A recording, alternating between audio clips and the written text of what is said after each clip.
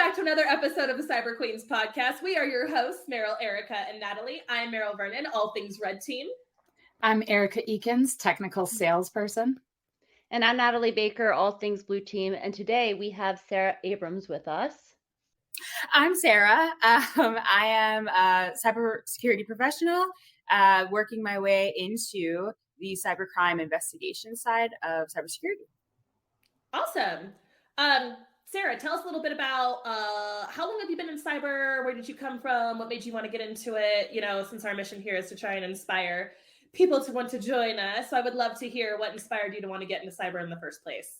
Yes, absolutely. So just like the beautiful queens on this podcast and a lot of the listeners, I'm a career changer. I got into cybersecurity about 2 years ago, I would say, like about 2.5 years ago. I really made my career advocacy and sort of shaped all of my occupations around that. So I was a social worker for a while. And then I moved into like investigations at a surveillance company. And I just felt like cybersecurity really naturally fits into that as somebody who wants to advocate for like marginalized populations, especially like children and those who like human trafficking, and like really like to get into that side of it. So that's what I love that. Wonderful. Love to hear that. Well, thank you so much for joining us. We're happy to have you joining our ranks here as women working in cyber.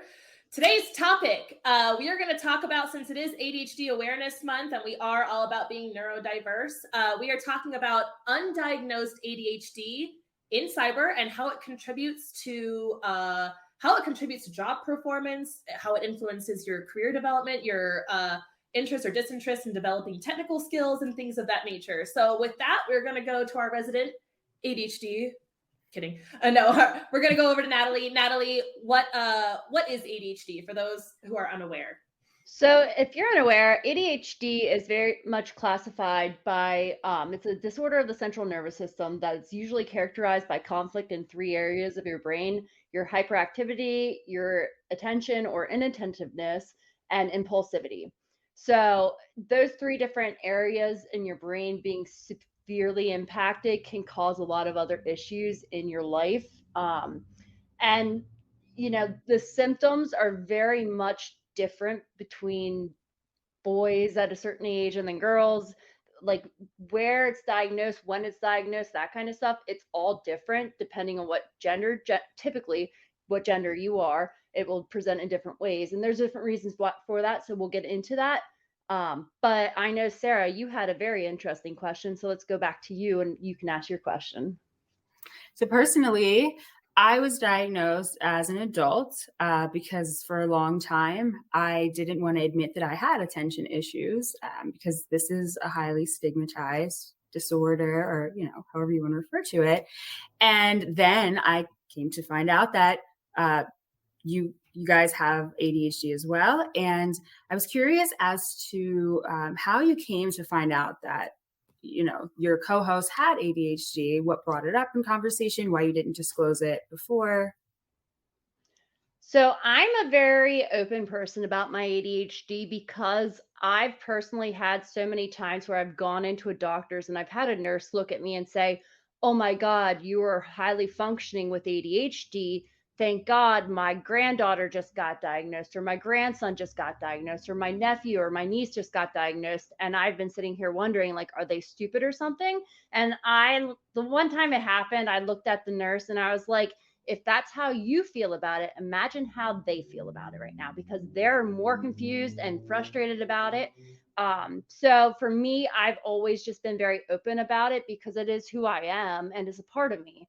And I think that I bring a lot more with it than, like, more positive with it than the negative with it. So I've just always been very open about it. I actually was diagnosed in 2019. So as an adult, I am now 40. So I have lived with this my entire life and I've never been diagnosed. And the way that I actually found out that I needed to be, you know, looked at or checked out was, I have a aunt who is going through this with one of her children. They're going through, you know, all the diagnosis and behavior and everything like that. And she was telling me about the signs that her daughter, you know, the symptoms that her daughter is having. And she's like, I don't want to be rude, but this was you when you were a kid. Cause she married my uncle when she was when I was 9. So she's been in my life for a really long time. And it made me start to think like in school and just the way that I am on, squirrel, like day to day. They say that all salespeople have ADHD, but that's not always true. We're just, we're all over the board. But her diagnosing her daughter with autism and ADHD is what made me go get checked out, because she identified it in me. So Charice, thank you. I love you. I have been treated, since 2019, and I can tell you my performance and my life is 100% better. Yeah, I also got diagnosed as an adult. So like I was 19 by the time I was getting diagnosed, which isn't like true adulthood, like, but you're borderline adult. Like I'd gotten through high school with just using my own different coping mechanisms to get through. Yeah, coping mechanisms to get through. And then came back and was like, you know what it's like to form a sentence for me. And I told this to my doctor. I was like, putting a sentence together is like putting together a jigsaw puzzle and not being able to find the different pieces that you need when you need them. So you're like, you ever start a sentence? You're not really sure where it's going, but you kind of just finish it anyway. Every day of my life. Yeah, all the time. That guy from King of the Hill, like that guy that like talks like all Boomhauer. Yes, that's who I feel like sometimes. Like sometimes I'll be talking and I'm like, oh my God, this is all coming out encrypted, and they don't understand what I'm saying because it needs to be in plain text for them to understand. Like, way to cipher the crap out of that, Nathalie. I love you for that. For my own answer, I will say I'm not currently diagnosed with ADHD, but I'm pretty sure I'm undiagnosed. To come to the topic of the hour, I think I'm one of those operating in cyber who is undiagnosed. And I think that because, I've never really been open about mental health. We're not really open about it in my family. My sister and I always say it ran in our family until it ran into us. She and I are kind of like the stopping wall for breaking those stigmas. But I was just watching TikTok one day and I realized, and I came across a bunch of obviously TikTokers who TikTok about it. How many times can I say TikTok in one sentence? And they're like, you might have it if, like, do you do this? You might have ADHD. Are you like this? You might have ADHD. I'm like, oh my God, that's me. Oh my God, that's me. And that, and that. And I just kind of, talking about it with Nathalie, like the daydreaming and like some of the symptoms, I guess, that can manifest for women specifically, daydreaming, anxiety, along with that depression, ditziness, silliness, scatterbrainness, and perfectionism. And I'm definitely not all of those, but I'm a choice few. Big daydreamer. Like I literally can't focus on watching a movie unless I'm doing 3 things at the same time. I will take in the movie better if I'm multitasking than if I'm focusing on the movie. I'll tune it out and think of a dozen other things. When I was a kid, my mom's like go-to phrase was "Earth to Nathalie." To Nathalie. Like my family calls me a space cadet. Yeah, space cadet. Yeah, I'm a space cadet. So I just kind of realized I probably have that, and I have been meaning to go in. I'm so horrible. I've been meaning to go in and ask if I could like have whatever assessment done, because I'm pretty sure I am. And I'm like wondering, have I gone my whole life with this condition and I could have gotten coping mechanisms or gotten medications that could have made my life easier, could have helped me focus better. I will say I'm a highly productive person. I'm a go-getter of a person. Everyone knows me for my tenacity and stuff like that. But that might all be a manifestation of the fact that I am undiagnosed ADHD. And I will say, when I was getting evaluated for my top secret clearance, you have to do like a giant psychology test. And it's literally like 1,000 questions. And I came out of that with like a 99 percentile anxiety level. And they were like, we don't care what you do. We don't care if you do yoga. We don't care if you drop a class, but you need to do something and bring that down, because we can't give you chill out. Yeah, if you're like where you're kind of a security concern. I'm like, oh snap. Don't you love that? But it's just, I mean, in this case, I guess it's necessary. But like, I mean, I went through my teenage years and even middle school and through high school, knowing that something wasn't totally right. I couldn't focus. I would procrastinate. I would do my assignments at the last minute, especially if I wasn't interested in it. Ugh, like you couldn't get me to like even like look at the instructions for it. And then got to college. Fun fact, I have changed my major 5 times. I have been to 6 different schools prior to being diagnosed. But once I was diagnosed, I was able to finish my associate's degree in that same year. I like found my passion, found, the major, changed the major, switched, got my bachelor's shortly after. So like, I wish I had said something and spoken up sooner when I was younger, just because, I imagine all of the skills I'd have now if I had started in middle school. Learning your brain will really change the whole game. If you have ADHD, just learning how your brain functions differently than everybody else's brain, because you have to think, it's like running a supercomputer on a laptop battery with like an invalid graphics card that's just not working. With like a pie's worth of RAM, 4 gigs is all you need. Your processor is just going every which way. A filing system, what's that? Like, it doesn't even exist. Like, and that's how when I was in college, I had to do a presentation on it, and that's how I kind of explained it. But then I did a lot more research into why my brain is the way it is. Why did it go so long undiagnosed?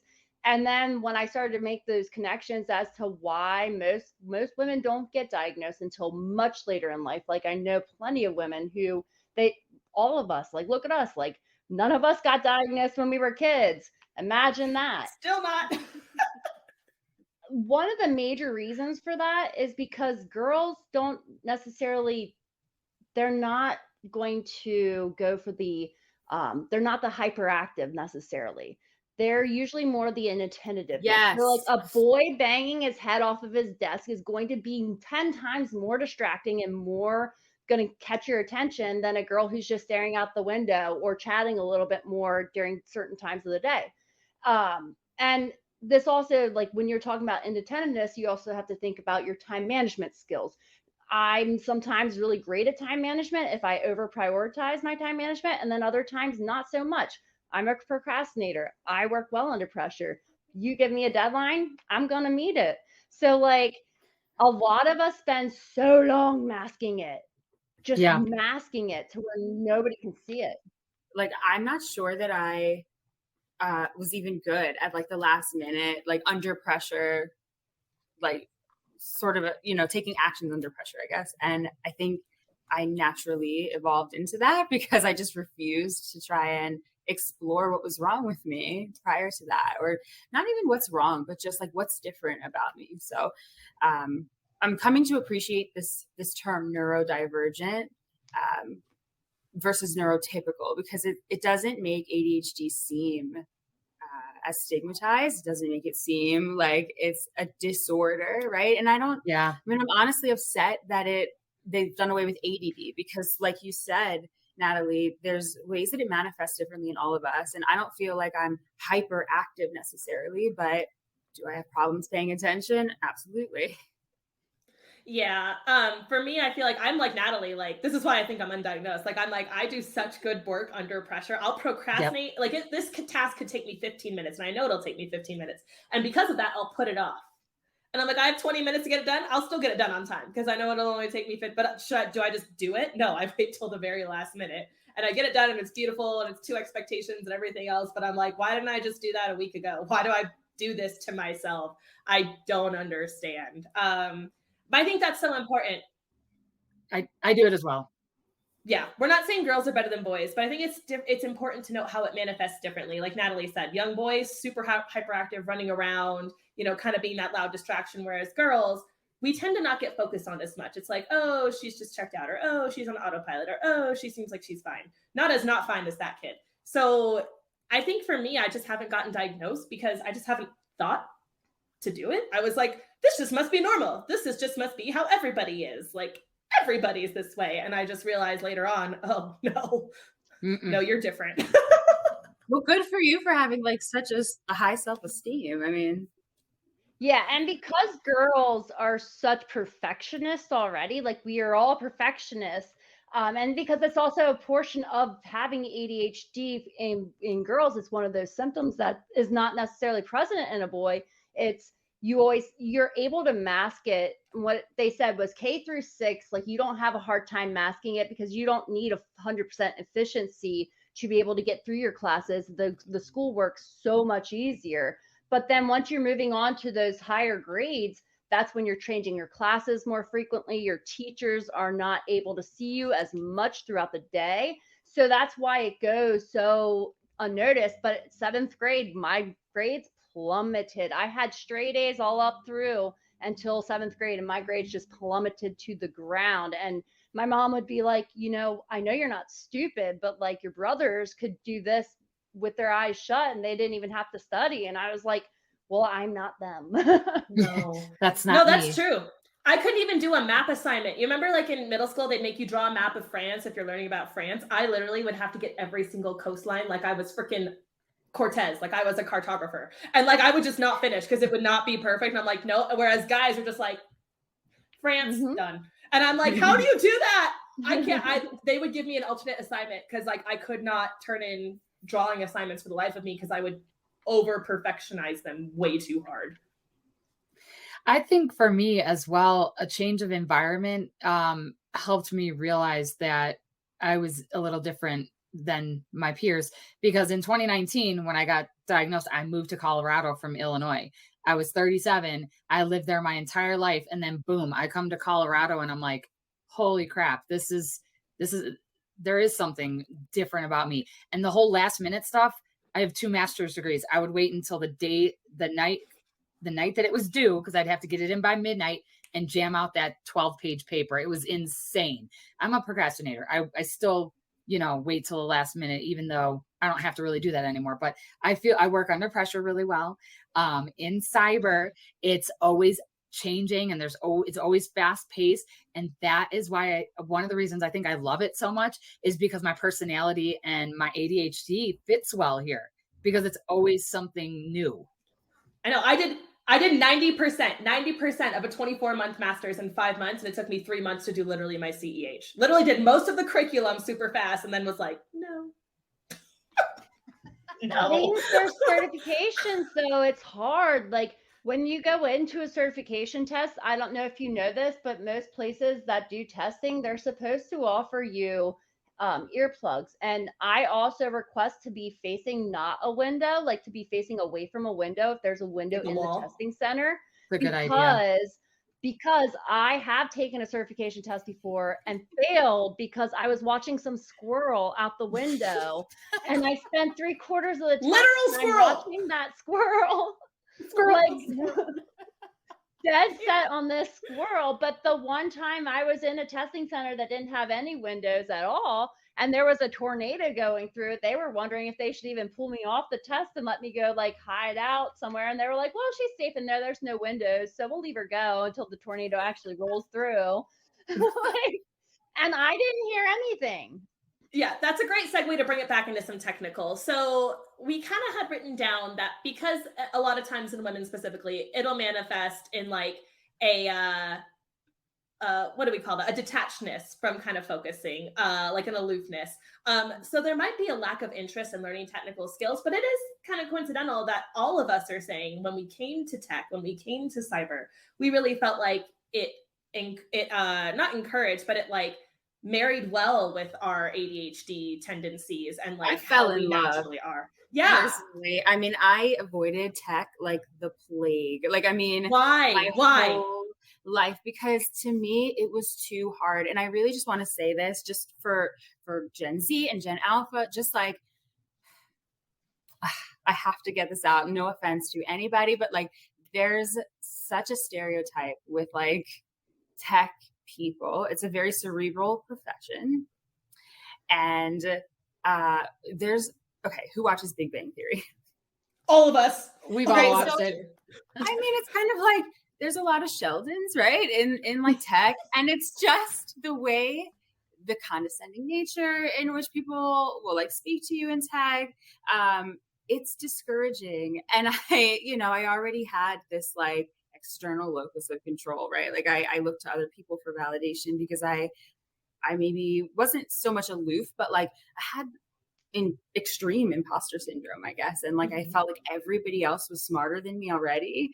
So to now want to go into this field that is male dominated and knowing how condescending people can be, I was like, no way, but then I like discovered, right, myself, right, like after being diagnosed and being treated, and I got this confidence where I was just like, man, whatever, I know I'm smart and I can work through this. And like, I just, like I said before, I mean, I just imagine what I could have been or where I could have been if I had started in middle school or taken advantage of any STEM program, although they didn't exist back then, but now they do. But I mean, yeah, they're like, everywhere.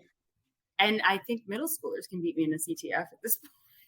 So, They absolutely could. Like, they're going to be in Right. middle school, 5th grade CTF teams, killing it, like rivaling China teams. That's what we always say. We always say our number one regret is that we didn't get in sooner and we didn't start sooner. I wish I'd started in high school. Like, I only started 3 years ago. Imagine where I could be today. Well, I just got to say, you get my favorite guest award because I so love hearing exactly how you thought these things, which is what we're assuming people think about cyber and about tech and the people and women who work here. And I think we do a good job breaking those stereotypes. We don't look like your typical, I'm so sorry, but like my friends, because I've shown everyone your podcast. I've shown all my friends. We love you. I love you guys. Favorite guest award. I love you guys, and I'm so glad to be on. But like, some of my guy friends were like, they don't look like they're in tech. Like, so to your point, it's just like, do I? Like, look, I was like, what about me? And they're just like, no, like, you know, because we don't have glasses or we don't look nerdy. But it's like, man, let's change the face of it. I mean, I got my glasses right here. Well, and I've said this on a couple episodes since you've listened. I know that sounded bad. Sorry, guys. No. We're not the typical white male in the industry. That is really what the industry was at some point. It's gotten a lot better. So you're right. We don't look like them. None of us do.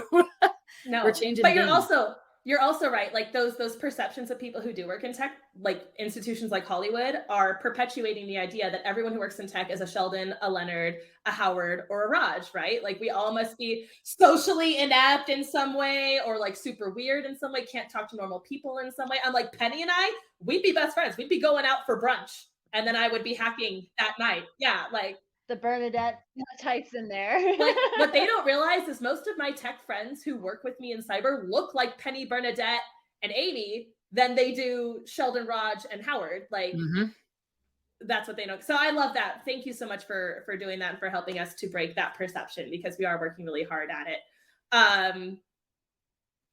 God, I can't remember where I was going to go next. ADHD, there it is. At its finest. So ADHD moment, new hashtag. I feel the reason why I didn't want to get into tech, or why I didn't think I could get into tech, was because I was I was such the daydreamer. My head was always in the clouds, that I really never saw how that innovation could really help fuel my career forward or fuel an organization forward. And it became, can I learn the tech? Because I can barely read the jargon on the page. Like at a certain point, I would just be like, now it's time to shut the book because I am ready to go like blow my brains out right now because I can't remember what each anagram was. Or did you find yourself reading the same page over and over again and not retaining that information? I told you that's why it's time to close the book and walk away for a minute. Yep. Every day. I think we just talked about that. Like we just talked about that in a previous episode where I was like, you know, when I realize I'm reading the same line over and over, and I'm like, oh, pay attention. And then I'll think of other things. I'm like, I just read the same line 5 times. I have no idea what it says. I'm done with this book for today. Okay, all done. You have to know when to put it down and walk away because you're not receiving any new information. It's an exercise in futility. I remember what I was going to say. Okay, so bringing that, another ADHD moment, bringing that back to learning technical skills. So how do you guys think your ADHD encouraged or supported or worked against your interest in tech and gaining those technical skills, even in studying for certifications? You know, I'm the type of person who I have to learn container technology now for my new job. And I purchased a course. And I purchased it 4 months ago. And don't get me wrong, I've been really busy at work. That's why I haven't started yet, but I haven't started. And every day I guilt myself. I'm like, it's sending me 4-month check-in reminders. And I'm like, I am such a piece of crap because I haven't started this course. And I know I need to start it. And I know once I start it, I'll go down the rabbit hole. But I'm like, why haven't I started this course yet? And I know once I do, I'll eat it up nonstop. It's like a video game. I just won't come up for air until I'm done with it. But I don't know what my problem is. So I think it definitely influences how I study for skills. I have to do it all at once, very concentrated, in a 4 or 5 day boot camp. Because if you give me a year to do it, it won't get done. Not until the last 2 weeks, and then it'll all get done. I'm the opposite. If I try to retain too much information all at once, I won't retain it. So I have to spread it out. I literally have to rewrite the entire book all over again because that's how I remember, as muscle memory. That's the only way I can remember anything. I have every test I take, every certification test I take, I have about 500 to 1,000 flashcards that I go through just to memorize how to take the test. Because to me, taking the test is a whole test in itself. It's not just like, can you memorize the information, but now you have to reverse engineer the test to actually make sure that you're answering the right questions and you're taking the time to make sure that the question that you're being asked is the question that you're actually being answered, because certification tests are notorious for throwing in those stupid, like, which one is not this? I love your brain. Like this, and I love this. And this is why like neurodivergency is fantastic in this field, because you see things differently and you bring something to a group of neurotypical people, right? That like it's so helpful, and it's just that different perspective that can fuel a team forward. So I just love the way you think. Yeah, I have a question for the group. I have a question for the group as a bunch of ADHD oriented females. Test taking style. Do you get it all done? Like, you get 3 hours to take the test. Do you get it all done in like 30 minutes, or do you take the whole 3 hours and go over your questions 2 to 3 times? Which team are you? It depends on what test I take. See, like CISCO, they won't let you go back on any of the questions that you previously went through. So you can't recheck your questions at all. You only get one time through. And so you better be paying close attention. Like CISCO certs are the bane of my existence whenever I'm taking them, because I'm just like, darn you, CISCO! Why must we be the way that we are right now, CISCO? Well, they were just breached, so they're no longer special. Just kidding, CISCO. Who isn't being breached? I mean, right, it's all of us. But if I'm taking a test where I can check off like certain ones, I will check certain questions if I wasn't 100% sure going right into the question. Like, I don't like to overthink, because I'm an overthinker. I don't want to overthink the question. So if I know the answer right off the top of my head, I'll reread the question one more time to make sure that the question that I'm answering is actually the question I'm being asked, and then I move on. But if I'm even a little bit questionable on what that answer was, I will check it to come back to it after I'm done with the test. So Nathalie takes all 3 hours. No, I usually don't. I usually do not. I usually only can do it for about an hour and 15 minutes is usually what my test taking time is. So to that point, I'm an overthinker as well. I'm a little bit of both. So like, I'll get through it at my own pace. If I'm confident about the answer, like, done, like, check, next. And then I'll go back and I'll just rethink like every single question, if I can go back. So like, I've taken a lot of CompTIA exams, and sometimes they let you go back. I'm pretty sure like if you can mark it and like, go back, but just not on the practical questions. I believe once you do a practical question, like a lab question, the PBQs, you can't. So I will take the remaining time, even if it's 2 hours left, and check over everything and like think it through. And I mean, it's just the overthinking. And they say you should always trust your like first instinct on a question, but I do not follow that rule. Failed certification test because I changed answers. I went back and changed an answer. And then I was like, if I would have just stuck with my gut instinct, I would never have failed that test. And the overthinking comes full circle. No, that's I will say that I'm the person who blows right through it. I usually don't test for longer than 30 minutes. I either know it or I don't. So I get through everything I definitely know. I'm usually left with like 10% at the end, and I don't overthink on those. I'm honestly like, okay. Okay. What I will say is I tend to sometimes not answer the right question. Like if it's like, Bob and Jill work at a company, they're trying to implement additional measures, which, I'll like, oh, it's a firewall, but it was like, what attack was this? Oh, firewall is not an attack, a firewall is a mitigation. So I just need to like read the key, but I will keyword pick out and answer, keyword pick out and answer. So I get through the test. Like I literally don't test longer than like 30, 40 minutes ever. Even my Security Plus exam, I went back over all those questions twice. And it still only took me like 45 minutes. I was like, I feel really bad. Like I'm always the first person to walk out of the SAT and I'm like, I feel bad. I'm all done. You're not done? Maybe I'll just sit here. and like wait for someone else to be done. Yeah. When I take the Sec Plus, maybe I need to come talk to you first, because when I take that test, see, I'm like that too. I'll keyword pick, and sometimes since I skim, I get stuff wrong. But there are certain instances where I will go back, but most of the time I just blow through it because I have to get it done and be done. Like it gives me You know it anxiety. or you don't. Really? Sorry. I'm just blown away. Like, you guys don't feel compelled to like go back and like check it over and be sure. You just, if I do, it gives me anxiety, and then the overthinking sets in, and I know I'm an overthinker. I'll do what Nathalie did, and I'll overthink my answers, and I'll talk myself into other answers, and then where I was super sure going in, now I'm unsure. So I can't do that to myself. I either know it or I don't. Yeah. I'm sure I have plenty of certs to go. So like, I'll try that. I'm going to try that. My next exam. Trust yourself. It takes a while to condition yourself into doing that, but when you go with your first instinct, as long as you're answering the right question, that's all you really have to worry about, because you either know it or you don't at that point. Yeah. So don't do what I do. Don't like pick out a defense when it's asking for an attack, or don't pick like an exploit when it's asking for a control. You know, pay attention to the question. And I try to like reason all of my answers, like, oh, but it could be this because, and you know. No, I know, but do what Erika said. Yeah. Just trust yourself. Trust that you drilled it. And like for me, I have to drill it. And when I drill it, I know it. And when I know it, I know it. And when I don't, I'm like, I don't know. This is my best guess. Might as well just pick it.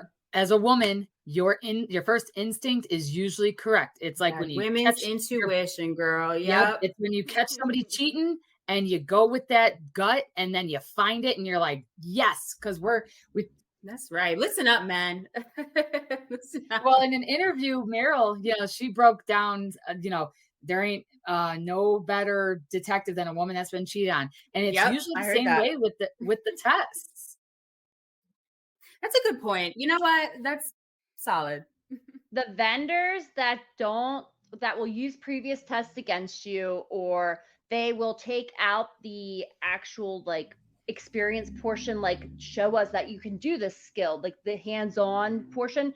You are not neurodivergent friendly at all, because here's my thing. You're testing me on something. You want to know if I'm taking my CCNA, you want to know if I can actually look at a firewall, look at routes, and figure out different commands to run to get different information for you. And when you take that portion, that practical portion out of the test, you are really hurting neurodivergent people, because now we have to go through A, B, C, or D, and sometimes it's A and B, and sometimes it's C and D, and sometimes it's A, B, C, and not D, and sometimes it's all the above. And now you have to figure out which one specifically, and those are the worst questions to have to answer. Yeah, it's like giving someone like us a true or false question. It's like, well, it could be true if this, and it could be false if this. So like, it's like, don't do that to AP kids, which is like all of us. All right, we are coming up on time. I am loving this episode so much. I wish we could go on forever, but we are coming up on time. So we're gonna bring it around to final takeaways. I know we did do quite a bit of going off on tangents in this episode, but I love this episode so much. So as we go into final takeaways, if you want to relate it back to anything about identifying common symptoms of ADHD in yourself, and or how you can apply that in learning technical skills or developing yourself as a cyber professional, let's try and keep that lens with it. We'll have our guests go first. Sara. Well, this was a true ADHD episode though, right? All the tangents. Yeah. I'm incredibly tangential, and I have so much to say about this. Okay, let me think on it. Come back to me. Circle back. Okay, we'll circle back. Okay. Nathalie. So my final takeaways would be that there's nothing wrong with having ADHD. It can work to your benefit just as much as it's an obstacle for you. If you learn how your brain works, it's going to work.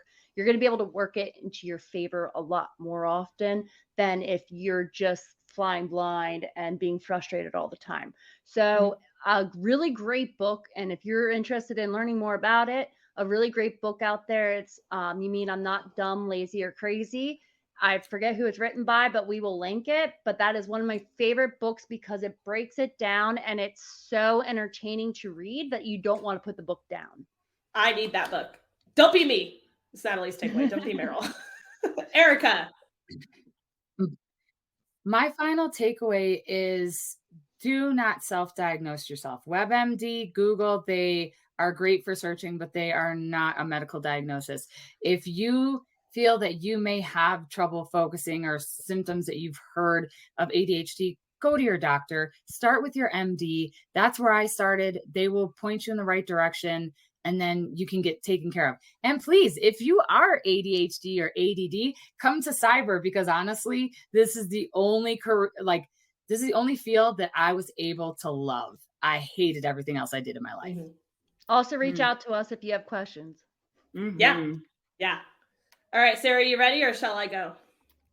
I'm ready. Listen here, Okay. y'all. Don't let the stigma stop you. That's what I'm going to say about it. It is becoming more normalized than you may think. In fact, I'm going to shout someone out. Sarah Kelly is an ADHD mindset coach that I spoke with recently, and she's starting somewhat of a community for women who were diagnosed later in life, or just, adult diagnosed women, right? Mm. And because a lot of us didn't want to say anything. So don't let that stigma stop you. There are STEM programs, whatever it is that you're interested in, the resources are out there. I mean, you're your own worst enemy if you don't look into it. So this is me encouraging you. I'm speaking right to Gen Z and Gen Alpha. Don't be like us. Just speak up. Yeah. And just go for it, seriously, because there's more people out there dealing with it than you think. I know it sounds cliche. Sorry. But it's a cliche for a reason. Just, please don't let that stop you. Excellent takeaway. And I love that you dropped a resource too. We're going to link all these resources we're talking about and possibly some additional ones in the notes, so look out for that. My final takeaway is going to be, as a parent, of Gen Alphas, that I am looking out for these signs early. Like, my daughter has trouble focusing on homework. Certain homework she can blow right through, and certain homework takes us 3 hours to get through because she's got to take frequent breaks and stuff. And I am asking myself, does she have ADHD? Am I asking her to focus on something and do something she's physically not capable of doing on her own? So don't just force them to be in the trenches. Don't just force them to conform to the molds. Try and equip them with the skills and the strategies and the possibly medication they might need to set them up for success much earlier in life. I don't want her to grow up to be me. I don't want her to be 33 and possibly undiagnosed. So I'm going to go get that done. This episode has motivated me to go find out. Yay, we inspired you. So as a parent, don't do that to them. Try to be more proactive and have it end with us and empower them moving forward. And employers, please be aware of certain things that you might be doing that alienate and give a disadvantage to neurodiverse people. I'm one of those people who is hyperproductive, and I was able to rise above and become successful very quickly. And I fit into just about any team, but not everybody does. You don't know if someone's neurodiverse. You don't know if they know it and they're keeping silent, or if they don't know it. So be sensitive to your coworkers, be sensitive to the people who are doing their best and who are killing it. And keep in mind, we don't need more professionals leaving cyber. We need more professionals coming into cyber. And we personally hear things that neurodiverse make some of the best cyber professionals available, if we do say so ourselves. So my favorite resource is going to be Unfuck Your Brain. We'll link that in the comments as well. It's got a longer title. I actually have it here with me. I love this book so much. Yes, Unfuck Your Brain. Using science to get over anxiety, depression, anger, freakouts, and triggers, which I have frequent problems with. So those are mine. That's how mine manifests. So we're going to link all these things in the notes. Thank you so much for being here with us through this episode of the Cyber Queens. We know it was a longer one. We appreciate you so much for having me. Thank you. Thank you so much for coming on.